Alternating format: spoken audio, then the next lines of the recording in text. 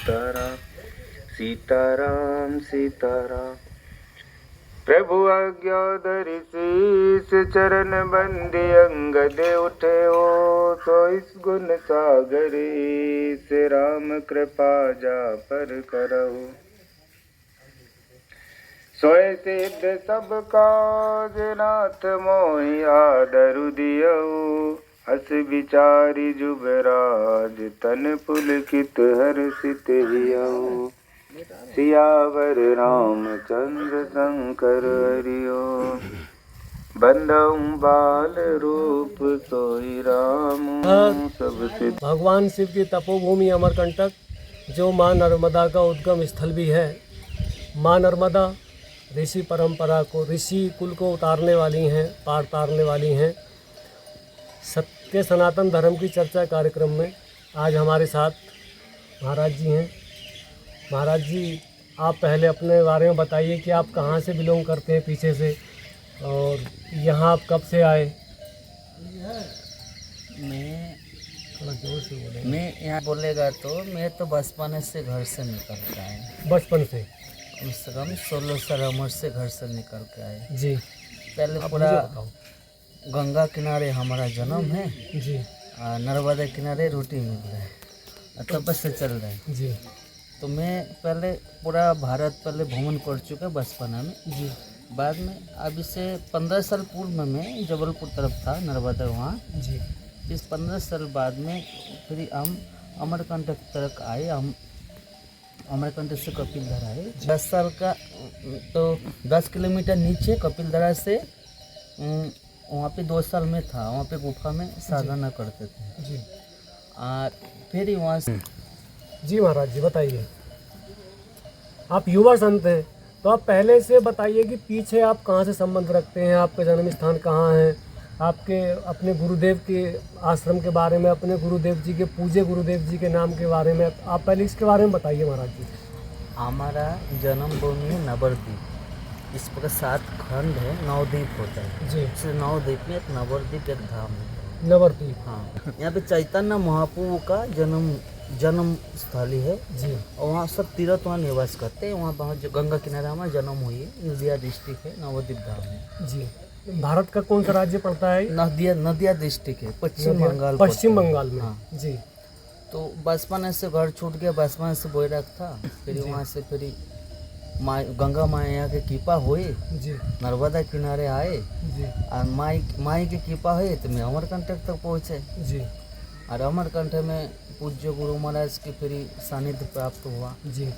फिर हमको फिर गुरु पे करने के साधना किया, सब सिखाया गुरु महाराज ने। आप अपने पहले गुरुदेव जी के बारे में परिचय दीजिए महाराज जी। उनका बहुत नाम सुना है अमरकंटक में। गुरु महाराज के नाम मैंने पहले सुने थे। जी।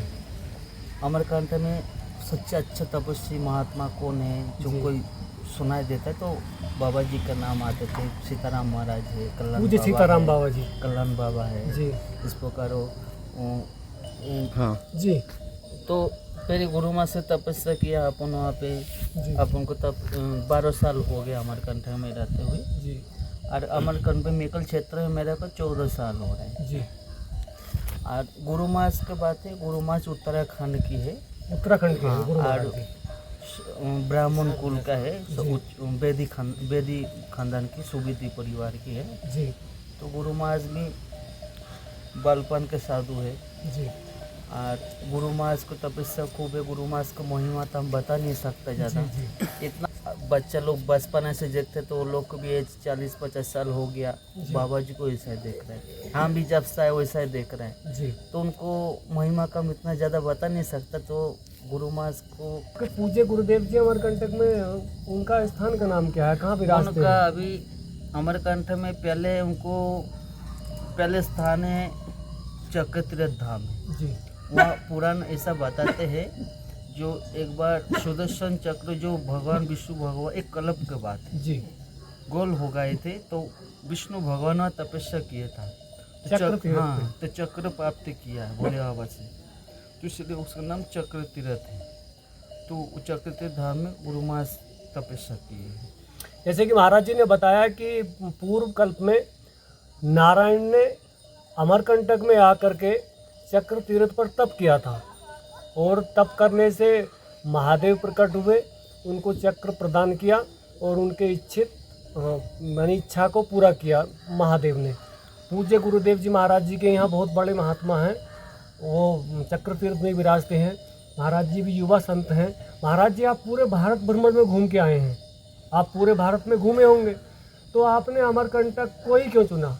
आप इसके अमरकंटक की कुछ महिमा सुनी आपने कि इसके बारे में थोड़ा बताइए महाराज जी।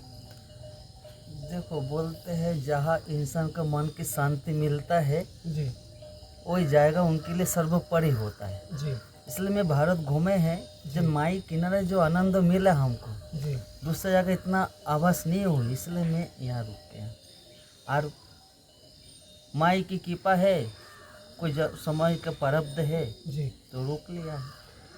आपका जन्म गंगा जी के पास में, गंगा जी के तट के पास में हुआ है। आप गंगा जी पे आपका बचपन बीता है और यहाँ पर अब आप अमरकंटक में विराजमान हैं।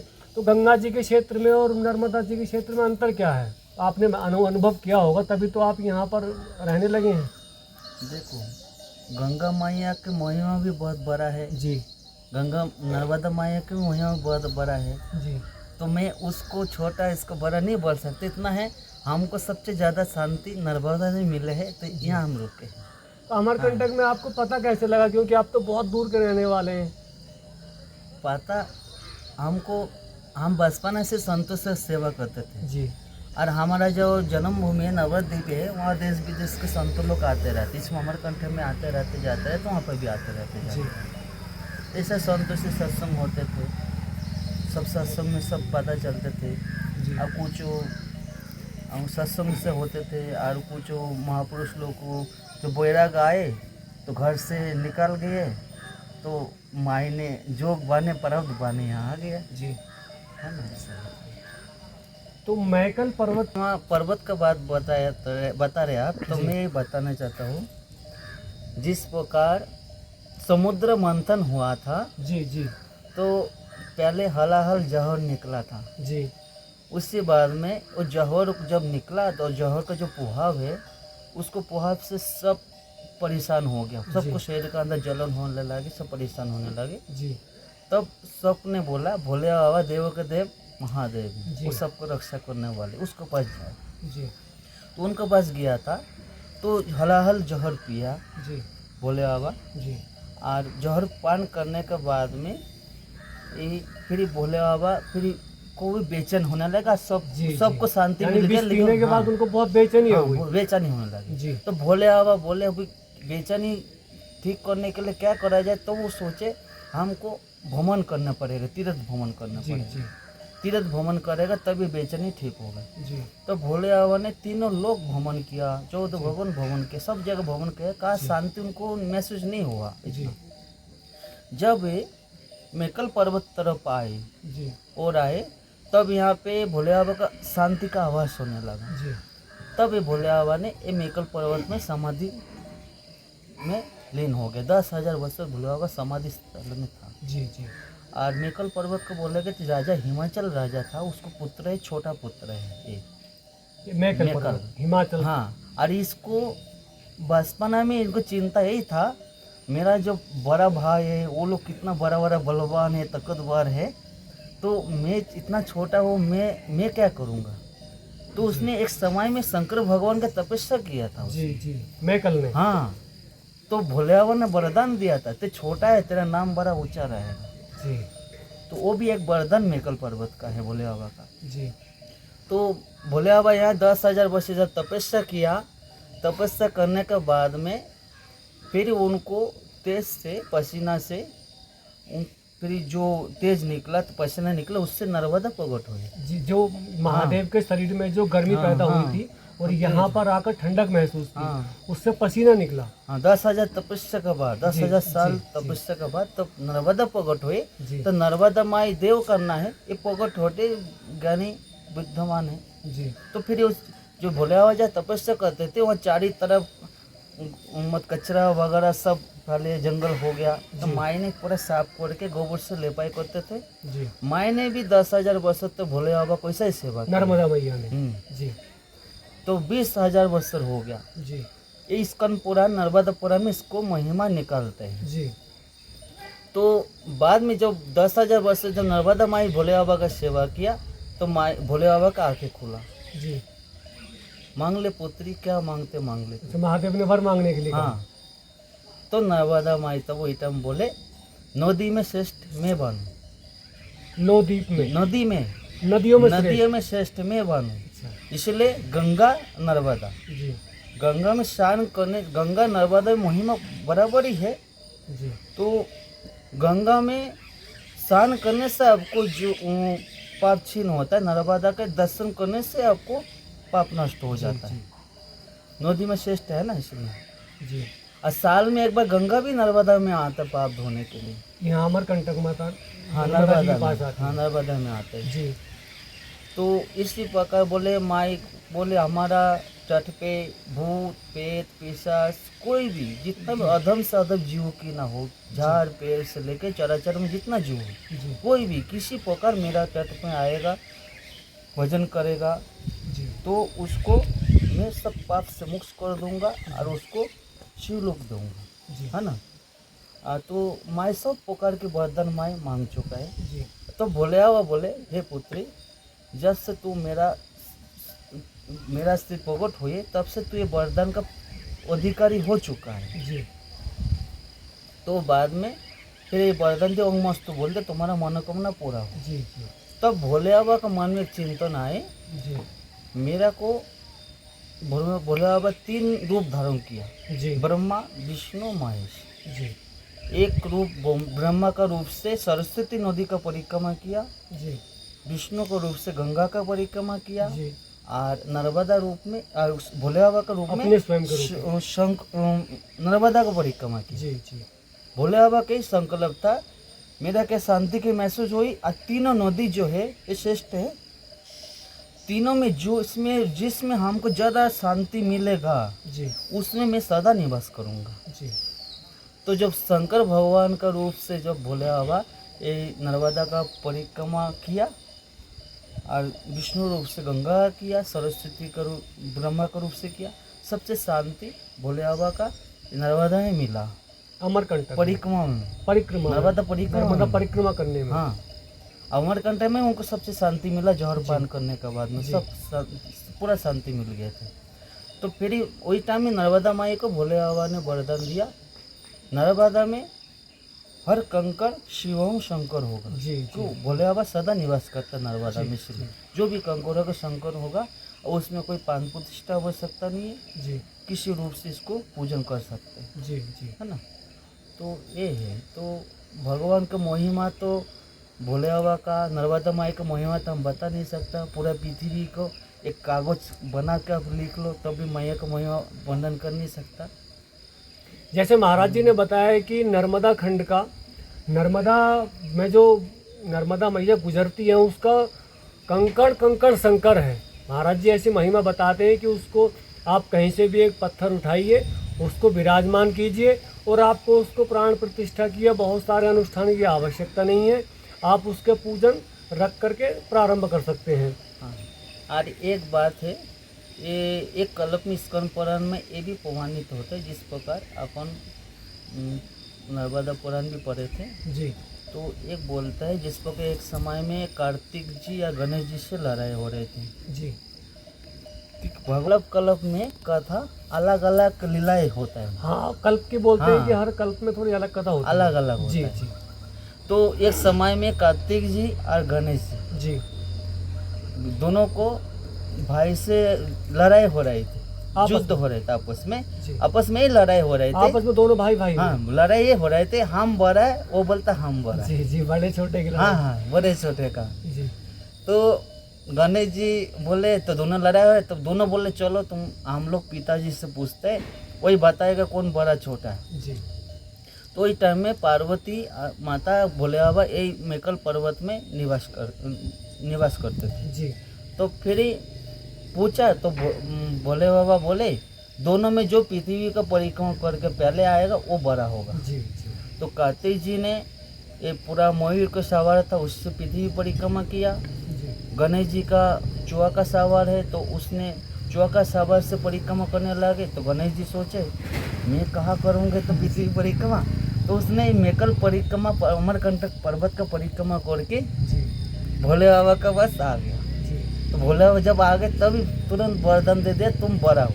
जी जिसने माता पिता का परिक्रमा कर लिया वो सबको परिक्रमा कर उनको लिया। प्रथम पूजनीय बना दिया भगवान हाँ, ने। तो भोले बाबा ने प्रथम पूजनीय का कथा अलग है, जी ये कथा अलग है। जी तो ये तो तुम सबसे बड़ा हो। तो बाद में ऐसा हुआ तो बाद में भोले बाबा इस टाइम वरदान भी दिया जी जो उसने ये मेकल पर्वत का परिक्रमा जी करेगा कोई भी मनुष्य हो जी तो उसको पूरा पृथ्वी का परिक्रमा करने का ही फल फल मिलेगा। मिलेगा। जी और उन मनुष्य के कायिक मानसिक वार्षिक 3 प्रकार से पाप होता है और 3 प्रकार का पुण्य होता है। जी तो ये मेकल परिक्रमा करने से कायिक मानसिक वार्षिक 3 प्रकार के पाप नष्ट हो जाएगा। जी तो इसलिए हम पिछले साल में ये गुरु महाराज के आदेश से संतों को सब अमरकंटक संतों का आशीर्वाद से जी तो पिछले बार मैं मेकल परिक्रमा चालू किया था नर्मदा कुंड से। जी तो पिछले बार यात्रा शुरुआत भव्य था माई की पास से और इस साल भी करेगा जी और हर साल होता रहेगा। जी है ना? जैसा महाराज जी ने बताया कि मैकल पर्वत की परिक्रमा करने से पूरे संसार की परिक्रमा करने का फल मिलता है, पृथ्वी का पूरी पृथ्वी का परिक्रमा करने का फल मिलता है। महाराज जी आप युवा संत हैं, आप अमरकंटक में किस नाम से अपना आश्रम बनाए हैं और आश्रम आपका क्या क्या करता है इसमें आप बताइए। जैसा आपने बताया कि आप मैकल की परिक्रमा कराते हैं तो इसको थोड़ा बताइए महाराज जी, आपके आश्रम में क्या क्या रहता है, क्या क्या आपका आश्रम करता है, देखो किस नाम से आपका आश्रम है। ये आश्रम जो है गुरु महाराज की कृपा है, उन्हीं की कृपा से चल रहा है। जी सब उन्हीं का है, हमारा कुछ नहीं है। हम जी। बोलूँगा हम बनाते थोड़ा तेज बोलो आप। हमारा ये मूर्खता है। जी जो भी हो रहा है गुरु महाराज की कृपा से चल रहा है। जी बाद भी का आश्रम का व्यवस्था का बात बोलेगा, इस व्यवस्था का देखभाल करने वाला गुरु महाराज नर्मदा माई है। जी और बाद में व्यवस्था का बात है परिक्रमा मार्ग की, जी परिक्रमावासी सब यही यही रोड पास से है, निकलते हैं। इधर से जाते हैं। तो जी परिक्रमा सीजन में परिक्रमावासी लोग रुकते हैं। यहाँ संत महात्मा जो आते हैं वो रुकते हैं। जी। 30-40 महात्मा संत जो जी। बने रहता है जी परिक्रमावासी लेके। अखंड रामायण चलता है। जी और हमारा जो नर्मदा किनारे है यहाँ मुख्य है नर्मदा माई, जी यहाँ माई के पवित्र स्थल है, जी। इसलिए माई यहाँ बाल रूप है, बाल रूप में है। इसलिए यहाँ का कन्या पूजन विशेष माना गया। जी कन्या का नर्मदा स्वरूप माना जाता है, पूजा करा जाए। इसलिए हमारे यहाँ पे डेली 100 बच्चों को डेली प्रसाद वितरण कुछ ना कुछ होता रहता है। 12 महीने का रूल है। जी अखंड रामायण चलता है जी और शाम को आरती पूजा जो आश्रम को जो व्यवस्था है सब चलता रहता है विधिवत। जी जी आपने बताया कि आप साल में एक बार मैकल पर्वत की यानी आयोजन करते हैं, तो उसका क्या रहता है मैकल पर्वत में, कितने कैसे कैसे लोग आ सकते हैं यहाँ करने के लिए, ये जिस प्रकार मैं बताओ इस कब करते हैं, आपका समय बताइए उसका।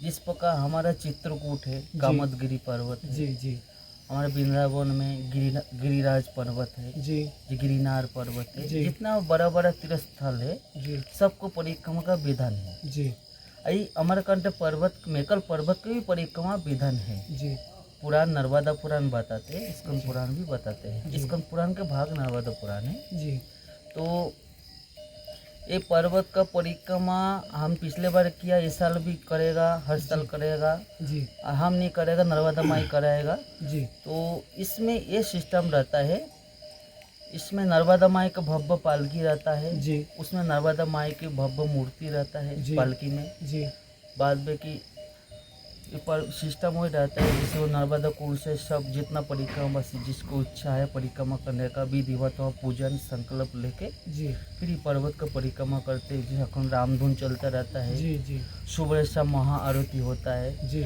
आज जैसे दिल्ली प्रातःकाल रुद्राभिषेक, जी। शस्त्र अर्चन, जी। विधिवत पुष्पांजलि पूजा पाठ सब होते रहते हैं। और फिर डेली सुबह करना भोजन वगैरह व्यवस्था रहता है। जी डेली कम से कम 1000 आदमी को प्रसादी के सिस्टम रहता है। जी मैकल पर्वत के बारे में महाराज जी बताएंगे। देखो मेकल पर्वत बोलते हैं, ये मेकल पर्वत में भोले बाबा ने तपस्या किया। मैं संक्षेप में बता रहा, पूरा कथा बताना जाओ तो बहुत समय लग जाएगा। तो ये भोले बाबा ने तपस्या किया, तपस्या करने में नर्मदा प्रकट हुई है। जी तो नर्मदा ये पर्वत में पालन पोषण हुई, मेकल पर्वत में, इसलिए बोलते शिव पुत्री मेकल सेल सुतासी सकल सुख संपत्ति का राशि, सकल रिद्धि सिद्धि सब संपत्ति देने वाला नर्मदा माई है।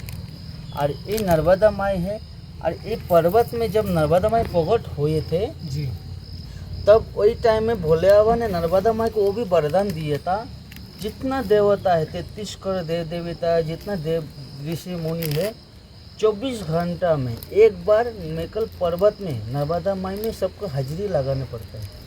जैसे आपने मैकल पर्वत की परिक्रमा और के ये बारे में पर्वत बताया। है, जी पर्वत में करोड़ों रुद्रदेव निवास करते हैं, जी जी इसलिए ये पर्वत ऐसा इतना पावन भूमि है, ऐसा कोई जगह नहीं जो तीर्थ स्थल नहीं है, जी हर जगह तपोभूमि है।